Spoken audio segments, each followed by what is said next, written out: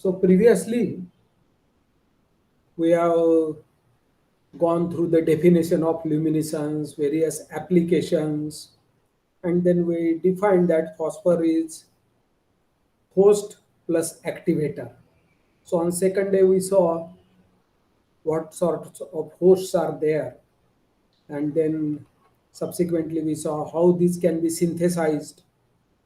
Then we came to the activator. So yesterday and day before, we learned about the various type of activators, specifically NS2 type activators, 3D transition element activators, and 4F activators.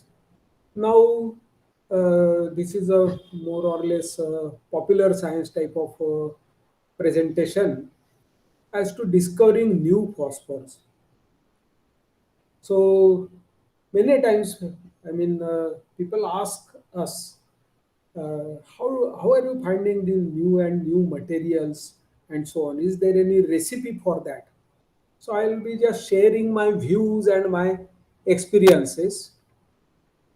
So we start with the question, why new phosphors? Why do we need new phosphors?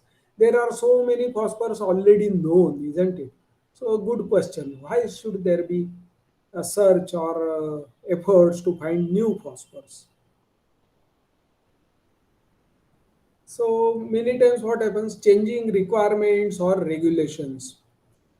For example, uh, earlier we had got fluorescent lamps, right? So in fluorescent lamps, the 254 nm mercury, this was to be converted to visible light. And then we had so many phosphors for the fluorescent lamps. Now, as we come to the present situation, all the fluorescent lamps are slowly getting replaced by the LED lamps.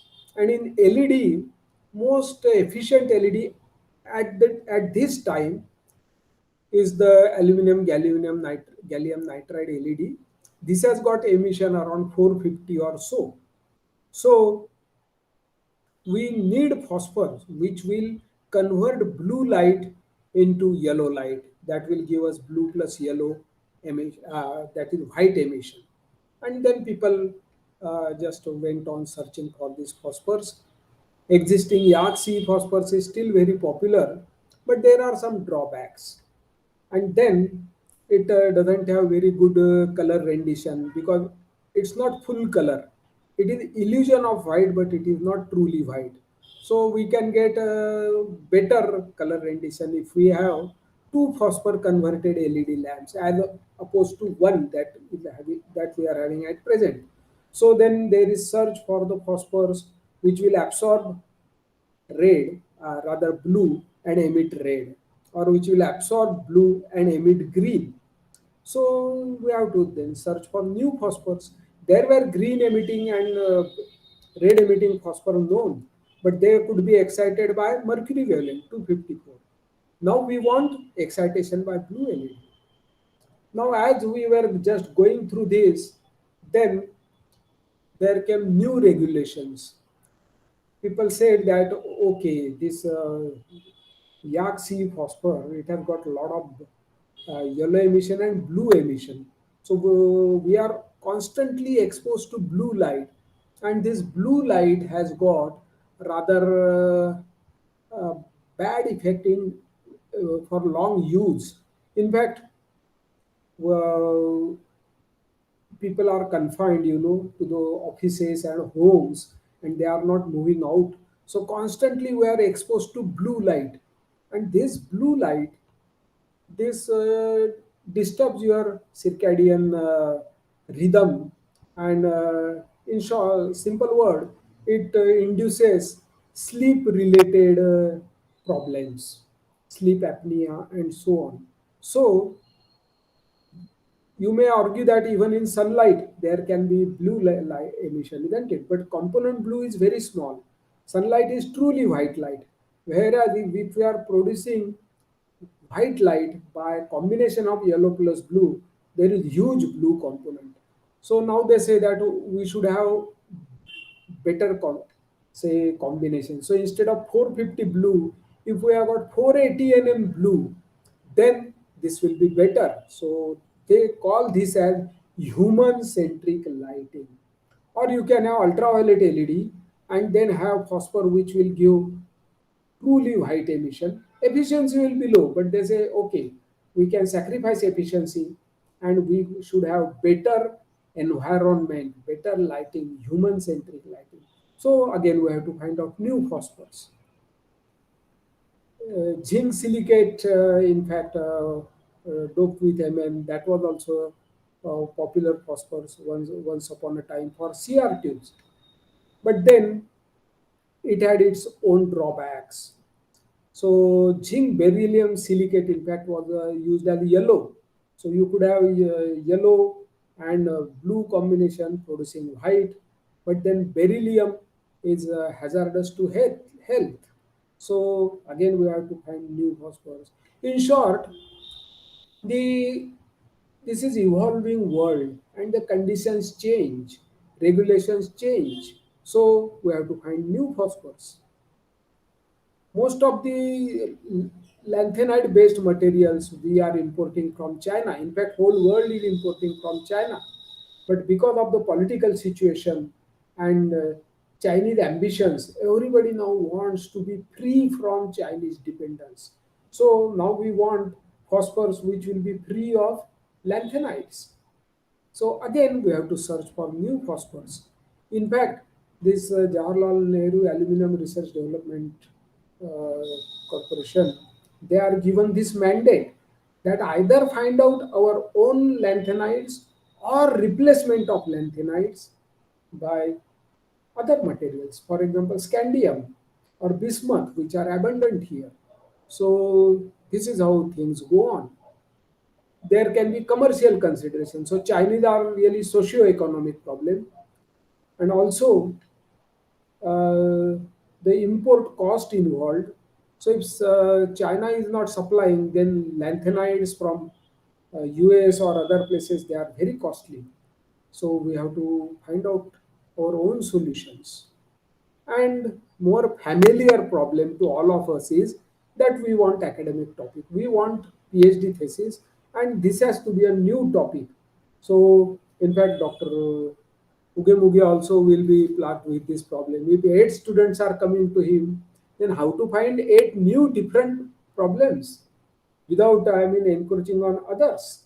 So we want then new phosphors, new topics for our doctoral thesis. So these are some of the reasons as to why we need new phosphors. Now, having said that, yeah, I think this I already talked about.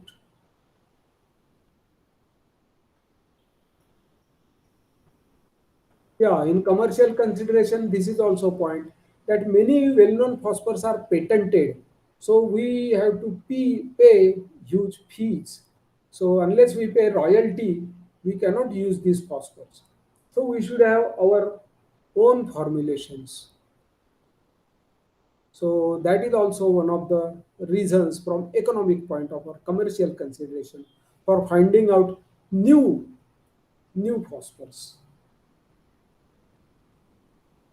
Now it is said easier than done. Yes, we have to find out new phosphors, but how to find new phosphors? That is really a $1 million question, and I will try to discuss with you. Rather, this will be a loud thinking, and I will share some experiences with you.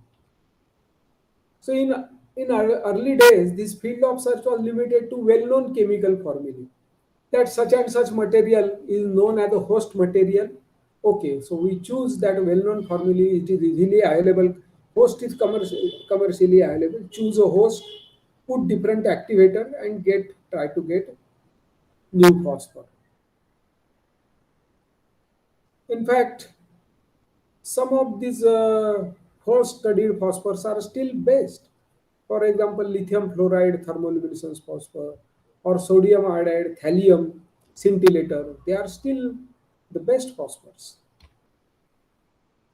However, there is vast scope for discovering new luminescent materials rather than just sticking to well-known or uh, available material that you can lay your hands upon, you can find out. And there is huge scope because of the information explosion that can be used to advantage. So there are various approaches. Now let us find out what a academician's approach of for finding out the new phosphors. So I just classified them as bottom-up approach, top-down approach, bottom-bottom approach, and top-top approach. Now this terminology comes from the nano synthesis of nano. You are conversant with what is bottom-up and what is top-down. Now bottom-up approach, in this case, materials for specific applications are searched in trial and error way with some inputs from literature and much greater dependence on intuitive logic. This works well if synthesis is faster than the computation. So instead of making theoretical calculations, we use intuitively and trial and error. If there are some 30, 40 materials available, we try one by one and wait till we get good results. Now we need not be ashamed on this point because first scintillator sodium iodide thallium was discovered like that. So Hofstadter has mentioned that there was some sodium iodide available in the laboratory and some thallium salt. So he just mixed them and found that there was very good scintillation. So nobody really knows what made him try this NaITL, but it was really very good. So usually the bottom-up approach, is rather looked down upon. They say you are only the periodic table scientist. There is no, say, high intellect involved in that. At the other extreme, we have the top-down approach. In this case, we start from the first principle computation of material properties. So we write down a good long Hamiltonian for the solid, then we solve its band structure, then how the levels of specific activators will be there. So we have full quantum mechanical approach. If that is too difficult, then we may try the density functional theory, or we may try machine learning, which is more popular these days. So this is sort of top-down approach. But quite often, this does not meet with success. Because, okay, theoretically you may find out such and such material will be good. Still, you have to make it in the lab. And then we find that making that material can be very difficult or economically not viable. Then even top-down approach will not be practicable. So what really we need is a judicious mix of these approaches. This is really needed. Now, bottom approach and top, this I have marked in the red. The reason is that these approaches do not go much far. They do not meet success. For example, in bottom approach, we may start with some intuitive logic and something, may get one or two good materials, some hints, but ultimately we must understand physics behind that. Otherwise, what happens? We expand only horizontally. That I make one material which is okay, just gives some results, not very best. Then I just go on perpetuating the mediocrity. I discover some 100 materials, none of which is really best. And I have not understood physics behind that. So even after working over some 100 materials, I am equally stupid. Then what happens? There is no gain from theory and I do not improve. So I keep on wondering what should be the next trial and error. So usually the people adopting bottom approach do not succeed far. They do not go far in terms of achievements in the science.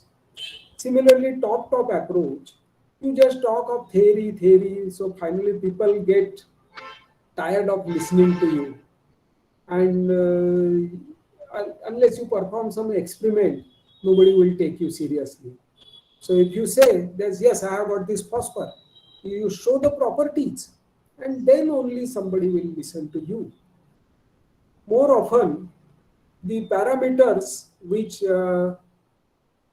theorists are talking about, quite often they are not directly measurable. Whereas directly measurable parameters, they may not be theoretically linked. So that link might be very difficult. So just top approach also will not take you far. So in my opinion, we should have a judicious mix. Okay, to start with, you may have bottom-up approach. For example, okay, this sodium iodide thallium has worked. So I look at the periodic table, then I see instead of sodium, can I find other alkali halides like lithium, sodium, potassium, and whether they are good, they are better. In fact, it was found lithium iodide thallium was much better than sodium iodide thallium, but it is too hygroscopic. Whereas technology with sodium iodide thallium evolved at a great pace, and without growing single crystals, people could make very big transparent slabs of sodium iodide thallium and also give a protective coating to that. So the problem of hygroscopic nature that was also overcome.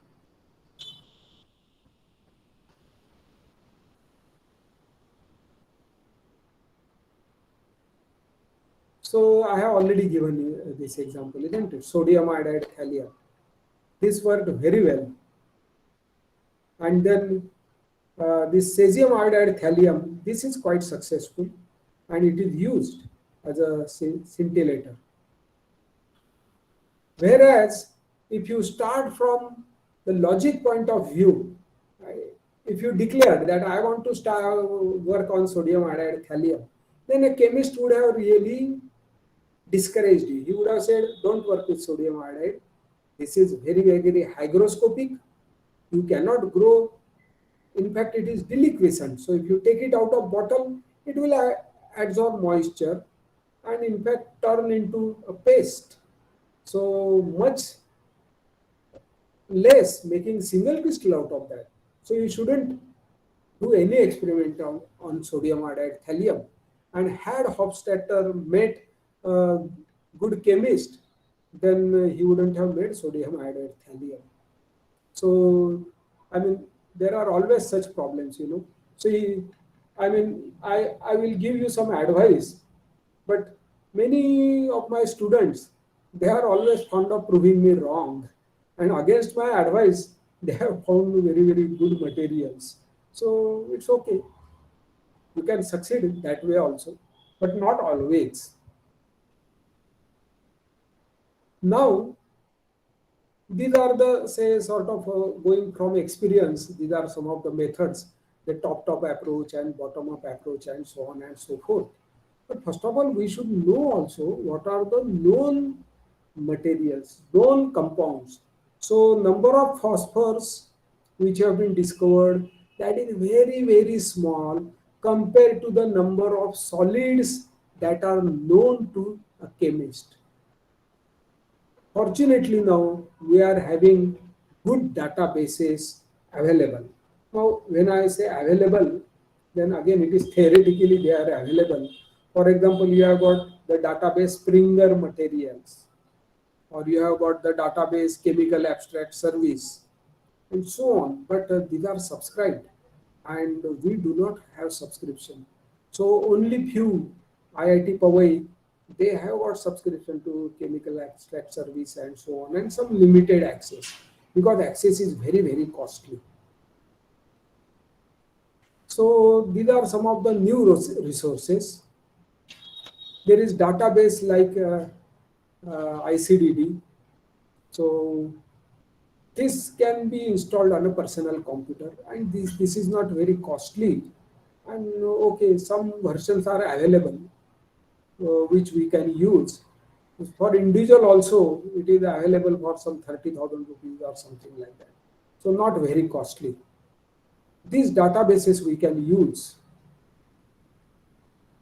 And then there are also available some fast techniques like combinatorial chemistry, in which we can prepare some milligram quantities of say 1,000 materials simultaneously. And then it saves the synthesis time. Then you may characterize these 1,000 materials, and if something is showing, some material is showing very good properties, then you make it on a larger scale. So this is a practical approach. So the recipe is that, first of all, whatever is the application for which you are trying to discover a new phosphorus, understand the physico-chemical requirements. What is the principle of that application? What are the requirements of that application? Then, using those requirements, search for the chemical formulae. For example, I want to work with oxide materials. So search what are the oxide materials, and this will lead to a good starting list. Now, you may end up with list of some 1,000 or 10,000. So then narrow down using some criteria, for example, cost or stability, ease of preparation, etc. What is the melting point, and so on and so forth. So such parameters have been studied. If some parameters are not studied, you can still make sort of estimate using DFT calculations and so on. And then from this list, remove already patented or already well researched formulae. So if there are, for example, if you come with a formula zinc oxide, I don't think there is much point in working on zinc oxide now, because every year 2,000, more than 2,000 articles are published on zinc oxide. So it is very difficult to keep track of 2,000 titles. How can I ensure that whatever I am doing is not already done? So just then eliminate these compounds. Or if something is patented, well, it will not have any commercial value then. So eliminate that.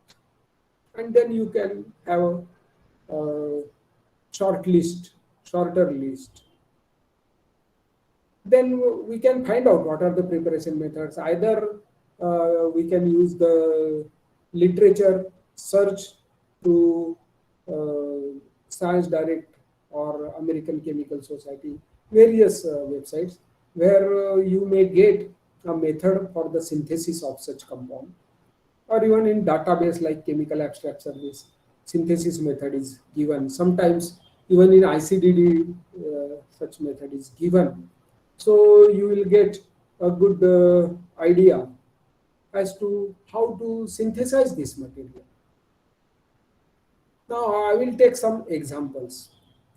You know, amongst the solid state lasers, ruby laser was one of the earliest. So Al2O3 Cr3 plus, that was the formula. So you know that Cr3 plus had some energy levels which could be useful for lasing. Also, there could be optical pumping, because Cr3 plus had absorption, two absorption bands around 430 nm and 570 nm. So it could be optically pumped by just a white lamp, or even tungsten filament lamp, or xenon lamp, and so on. Okay, so Al2O3 Cr is this laser. Now, can I find similar lasers based on chromium? That is the question I'm asking. Now, aluminum can be easily substituted by Cr3 plus, because they are isovalent and ionic radii are also bit matching. Another ion is also scandium. That in case of scandium also, there could be its ionic size is closer to chromium, in fact, than aluminum. So scandium materials also could be useful, but scandium is costly. That is one thing. Then I also know fluorides are efficient host. So can I dope chromium in fluorides? So for that, I search in ICDD database. So this is fortunately available in form of a CD, or it can be installed on your computer. Only problem is that that version that we are having with us is only Windows XP compatible. We do not have higher versions. So I search this in ICDD database. Now I will make one experiment here. So if this experiment does not work, please let me know. I will try to show you how this ICDD data can be searched.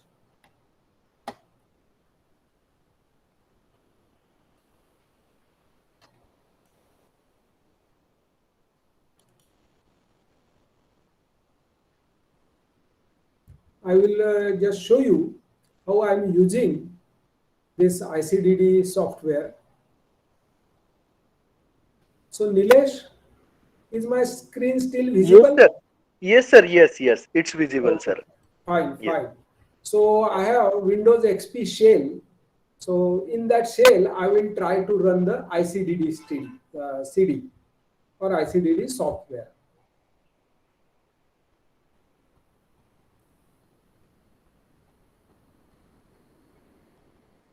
So it is booting. Good, fine. So here what I do, I will now start this ICDD program. So when you start the executable file, then you will get this type of screen. Yes. In this screen, there is a search program. So I am trying to find out the aluminum fluorides. So what I do, I click search, then I say elements, and elements inclusive of Al and F, that is aluminum and fluorine. But then I should not have oxygen in that, because this dot H2O type of material, they are not good luminescent material. So I will eliminate H from that hydrogen and I will search. So there are some 389 compounds. So search result gives me 389 compounds. So I get list of some 389 compounds. Now perhaps this is rather very fine. I don't know. You may not be able to read it. So I will revert back. So after this, I get a list, you know, of the compounds. So this is list of when I searched in 2013, it was 287. Now it is in 319, and I get such type of list. Na2MgAlF7, this so on and so forth. Large number of aluminum compounds I am finding, right? So these are the search results. Now, very huge list. So what I do then, I apply some criteria to make this list short. So I find that if I make this alkali type of fluorides, then these are made very easily. So alkali, alkaline earth. So Na2MgLF7 or Li3Na3Al2F12 and so on, K2LF6. So these chemicals are readily available, potassium carbonate, lithium carbonate, aluminum chloride, and so on. So I can make these compounds very easily, and their melting points will not be high. So I search and I restrict myself to some six materials, and I start my research on that. So I will prepare these materials, dope chromium in that, and then I will study the luminescence properties, and then I will study whether it can be good for lasing and so on and so forth. So if I get good lasing properties, then I will try to grow single crystals of these materials. So this is how I get new phosphors. Incidentally, chromium has not been studied in these materials even today. Recently, only Vartika prepared some materials with neodymium, I think, and gadolinium. She still has to prepare the chromium. So this could be good. We don't know. We have to find out by trial and error. So if first list is unsuccessful, you still have some 300 more materials which can be tried. So this is sort of bottom-up approach.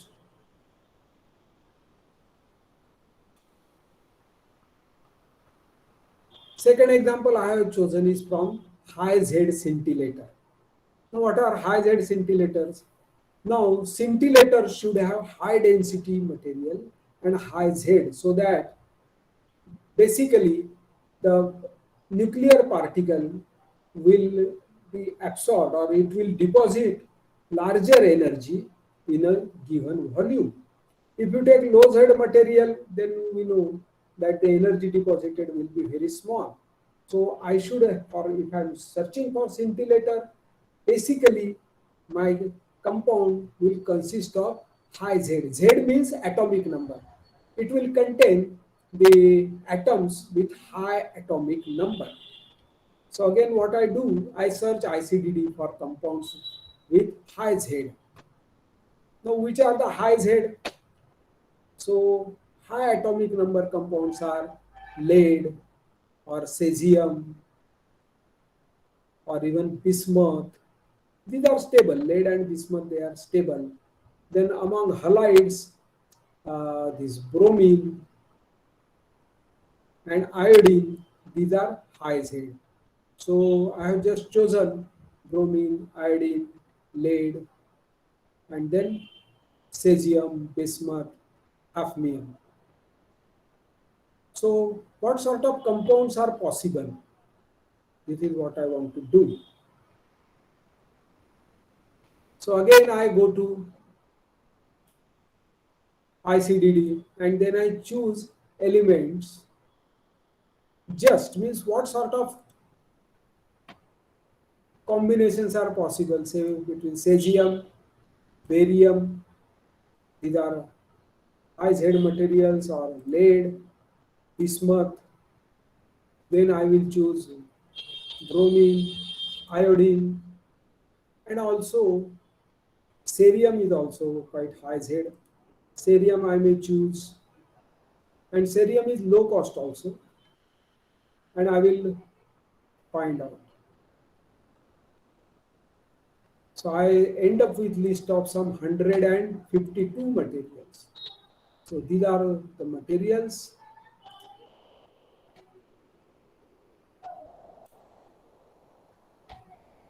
So I get list of 207 materials. Then from that, I select some cesium barium iodide, cesium yttrium iodide, cesium thulium iodide, and so on. Now, incidentally, I had searched this list in 2013 and these materials were not studied. Later on, in just coming, I mean, these 7-8 years, CsBa2I5 doped with europium was indeed found to be a very good scintillating material. CsBa2Br5 also. In fact, Dr. Gahane was working on similar type of material, but we did not have facilities for studying scintillation, so we missed the bus. But such is the power, of these databases and the intuitive logic that we can find out new phosphors using whatever tools are available to us.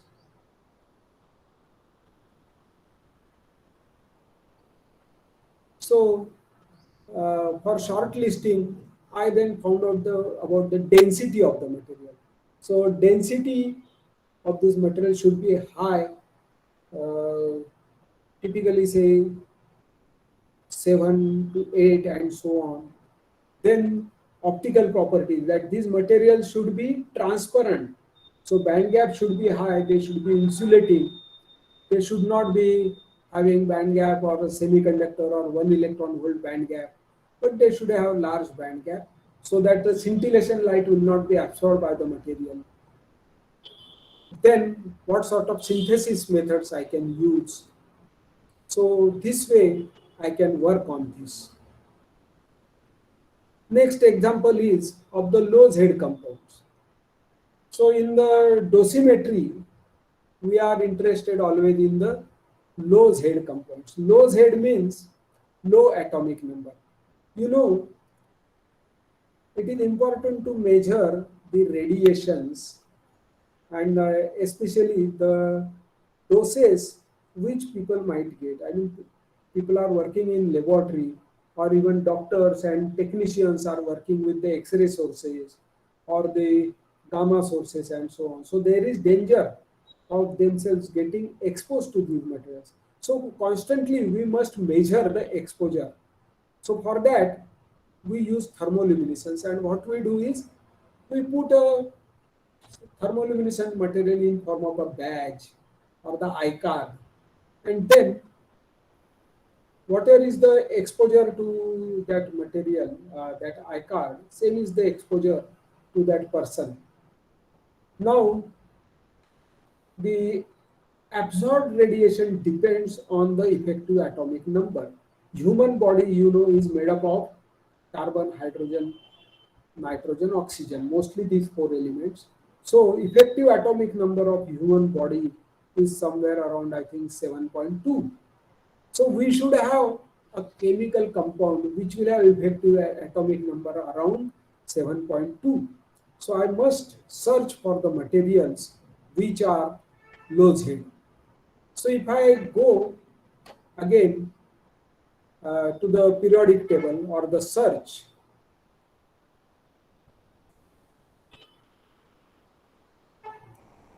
then again I will search the elements and select elements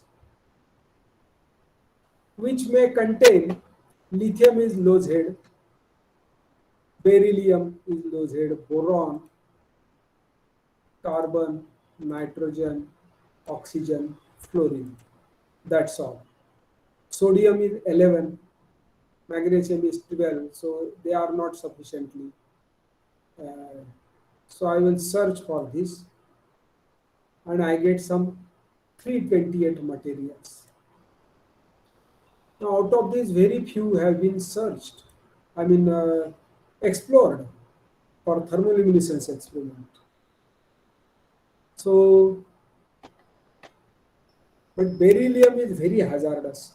So I remove beryllium. Still, I am, if I get LiBCN, then I have got some 194 compounds. I can search for thermoluminescence among these 194 compounds.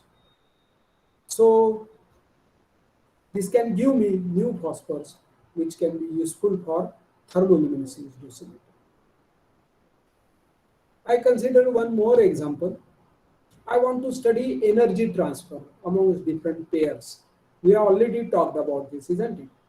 That we have got a sensitizer and we have got an activator. So such pairs are known. For example, amongst lanthanide, cerium to terbium, cerium to dysprosium, cerium to ytterbium, cerium to neodymium. Many such pairs are known. Or the energy transfer between lanthanide and 3D transition element, Ce to Mn, or NH2 elements, bismuth to europium, or lead to manganese, etc. So these are very well known energy transfer, and I want to find out a host which will be good for studying such energy transfer. Obviously, this host then should be capable of accommodating both such activators. So it should contain both divalent and trivalent ions. Then I will confine, for example, I am interested in aluminates because aluminates can be easily prepared by combustion synthesis. So then I will try to find out the host which contains aluminum and oxygen, and also one of the divalent element like MgCaSr or Ba, one of the trivalent elements like say bismuth and so on, or aluminum itself is also trivalent. So I will try to find out good host for that. So again I choose from this, say aluminum, strontium, and lanthanides. So if I select them, then I come up with these materials: SrGd2L2O7, SrCl4, SrLa2L2O7, and so on. So these are some of the hosts. They can accommodate divalent as well as trivalent. Similarly, I can rerun the search. So instead of strontium, I can search with barium or magnesium or calcium, and I will get very big list. So accordingly, depending on the availability of materials, I can make a list of starting list of some compounds and then try exploring the luminescence in these materials. Similarly, this is the example of high intensity discharge lamp phosphors. So what are high intensity discharges? We know mercury discharge, we are quite familiar with. But with mercury discharge, there are some limitations, and we do not get 1000 watt and so on. So usually they are up to at the most say 100 watt and so on. If I want very high wattage, then I go for xenon discharge or other types of discharges. But in that case, the emission is in vacuum ultraviolet region. So I have to convert the vacuum ultraviolet into visible region. And again, the host must be having very high band gap. Now, from from the literature, I know that many borate compounds they meet the criteria. So I will search borate which can accommodate the activator. So again, I will search. I want to search for the borate. So what I will do, I will select the elements which will include, say, boron and oxygen that will be there. Then it should include, say, some trivalent I want, so some lanthanide it should include, and also it should include either strontium or magnesium or calcium or barium. So I will have these type of borates. Still list is very huge. It is some 18,000 compounds. So I will select into elements.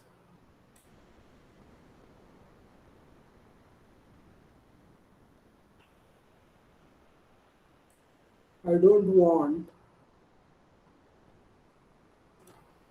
want hydrogen in that. So not H.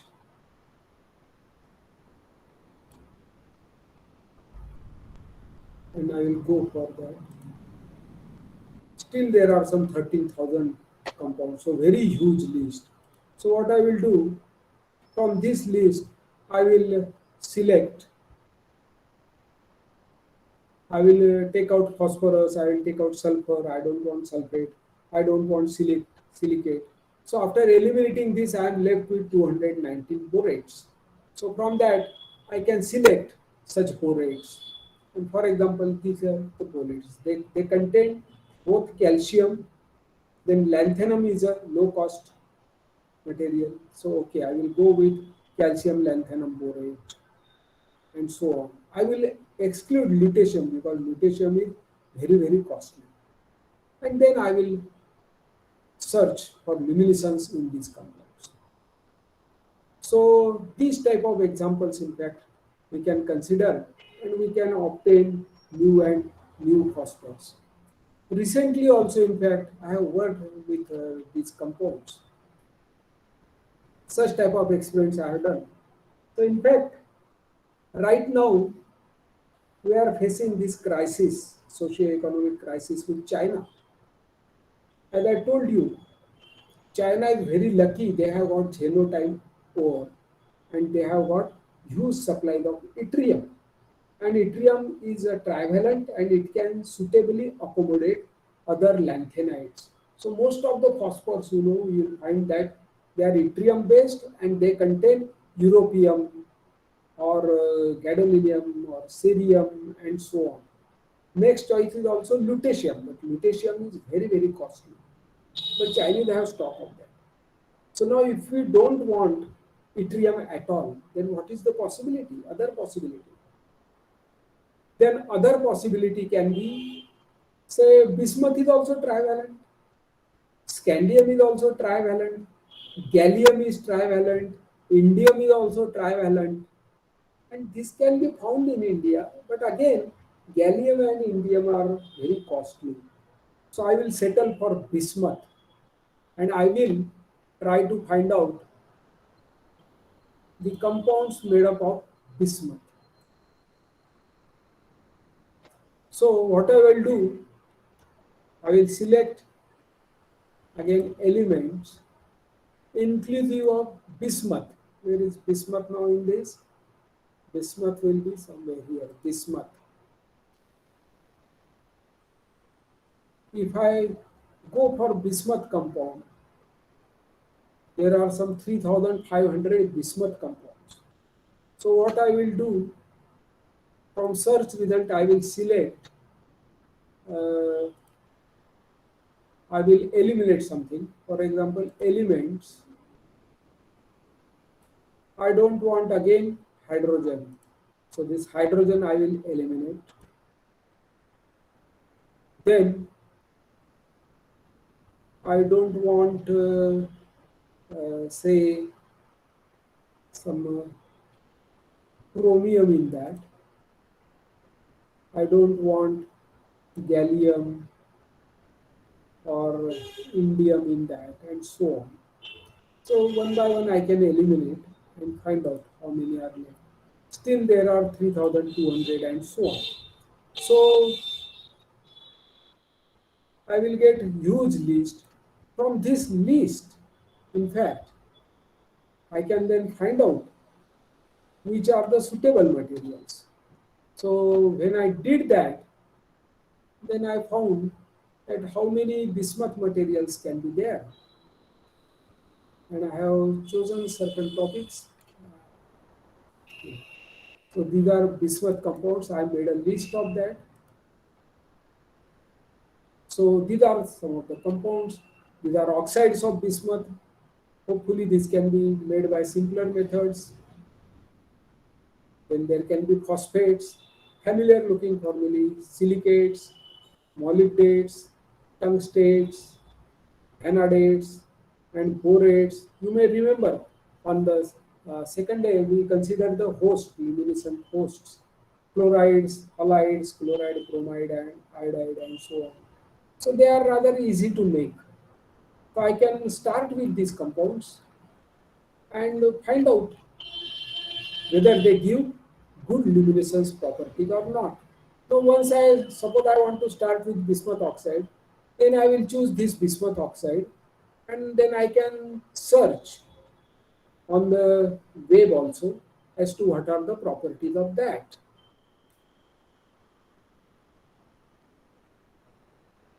So I may go to a portal like sciencedirect.com and find out information about, say, bismuth oxide.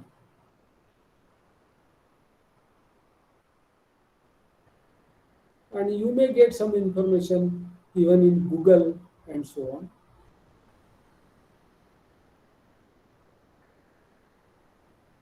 It will take some time before that loads.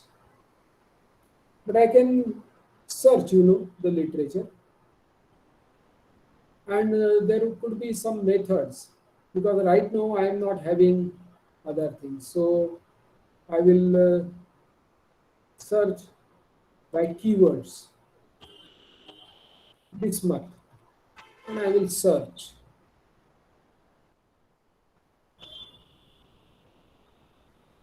Let us see how many results we get. There are some 90,000 results, 90,000 papers on bismuth. So, okay. What I do then, many times I prefer review articles. In the review articles, there could be good information. So bismuth titanate, I will get information about bismuth titanate and the so still there are some 4,000 results, bismuth sulfide based compounds. So this will give me a very good starting list. Then what I will do, I will refine, I will again refine by, say, if people have studied luminescence in that, uh, or I will give the search term bismuth and luminescence should be there, and I will search. Now I get some 5,383 articles. So this will tell me about the luminescence in bismuth compound. So again, I will shortlist to review articles, and I am left with 400. Recent advances in super broad infrared luminescence bismuth doped compounds. So here bismuth is acting as a activator and not as a host. But still I will get huge information about the bismuth. So in fact, whenever teachers are getting time, then they can make list of such topics which will be handy for the students. So in fact, there are some long-standing problems which I have not yet solved, and I am interested in solving such problems. One such problem is the nitrides. That's these nitride materials, they have got large methyl-oxatic effect. So in nitrides, I can get phosphors which will have emission in the visible vision, and the excitation will be by longer wavelength, say blue. Now such phosphors are needed in two applications. First application is the light emitting diode, where the emission of blue LED is to be converted to the longer wavelength, and another application is related to improving the solar cell efficiency. So in solar cells also, blue light is to be absorbed and it is to be converted to near infrared or red light. So nitrides are very handy for that, and outside a lot of work has been done on nitrides, but in India we still have not done much work. So what I will do, I will again search for elements, select elements inclusive of nitrogen. Then I don't want hydrogen in that, and also I do not want these 3D transition elements in that, because they will interfere.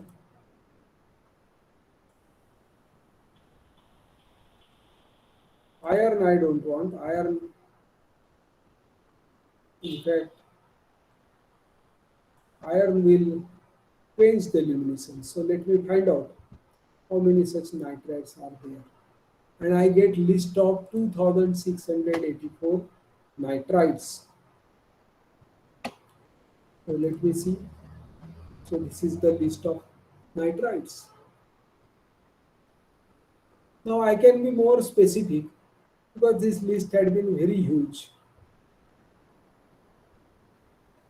So amongst these, I will again try to find out elements inclusive. They should contain, let us say, is Mg or Ca or Sr or Ba or silicon. So this could be useful. So I go by that. And I come to the list of some 607 nitrides. So for example, this material. This is lithium silicon nitride. So by formula it looks good. I may get some information about this in the view aids format. So sometimes even the preparation method is given. So it's not like in this case, but we may obtain. And if I make a compound, how to compare it and so on. So XRD information, etc. Is given here, crystal structure, etc. is given here. So this way, then I can find out the list of nitrides. So this is still an open problem where I want to uh, explore nitrides. So this way I will get another research problem. So depending on the criteria, depending on the application that you have in mind, I may find using the ICDD. Now the ICDD is only one of the methods. There are other methods also. Unfortunately, we are not having much access to these methods. For example, Springer materials is there. Another method is, another database is materials project. So materialsproject.org. In this website also we can search, and in materials project they have calculated the band structure and crystal structure. So let me find out whether I can get this materials project. Yes, materialsproject.org. This website is there.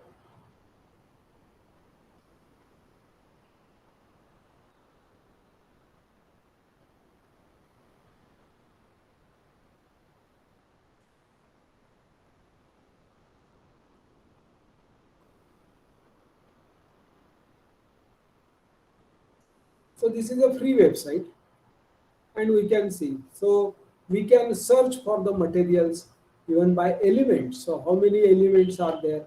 I can find out. For example, I want searching by elements. So I want calcium. Whether it takes or and so on, I don't know. I'll have to see. By formula, by elements. Okay. So and nitrogen. How many are there? Yes, it tells me these many materials are available between calcium and nitrogen.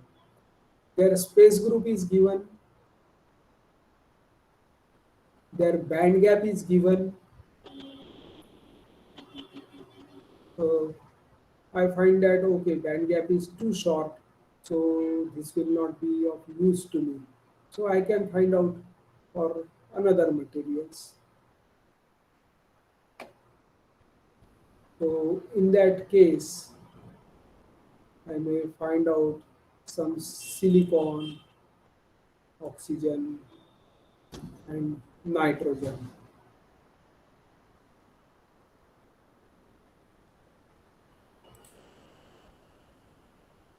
So how many?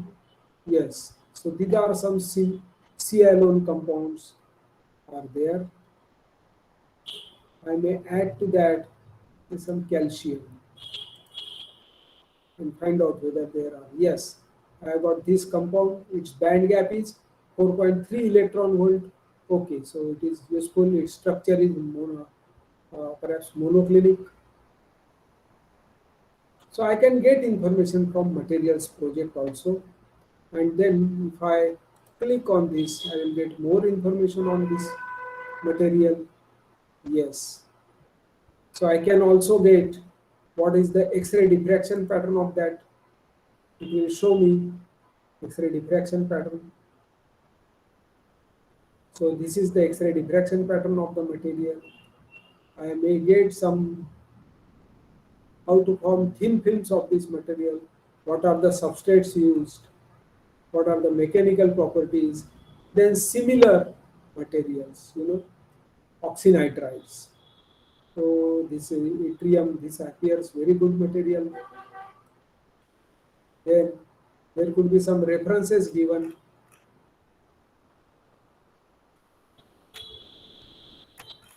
So using materialsproject.org, I can find out very good information about this material. Not only that, I can also get link to similar material.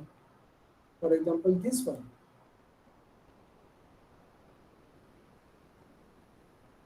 On this material, I don't think there is much work done. So there is a lot of scope, and it's quite attractive because there is yttrium, so you can dope lanthanum. There is aluminum, so you can dope chromium. There is also silicon, so you can dope Mn4 plus, and so on and so forth. Crystal structure is given, band structure is given. So what is the band gap have they given? And also CIF file is given. So from CIF I can construct, the band gap is 2.5 electron volt. So this is a material which will absorb blue light. And if I get luminescence, then it can be useful for LED. It can be useful for solar cells. So such search can lead to the discovery of new phosphors. So these are freely available resources, but what we are lacking, these facilities are not available to us, is say chemical abstract service or the Springer materials. Such services or such databases should be available to us. So if you have got good contacts at say IIT or other places, so wherever such databases are available, I will really urge you to go there and find out materials for research. So I think we have considered enough number of examples, and my presentation, I think I will stop here, and then we can have some discussions. So if you get some ideas or if you would like to discuss certain things, I am open for that now.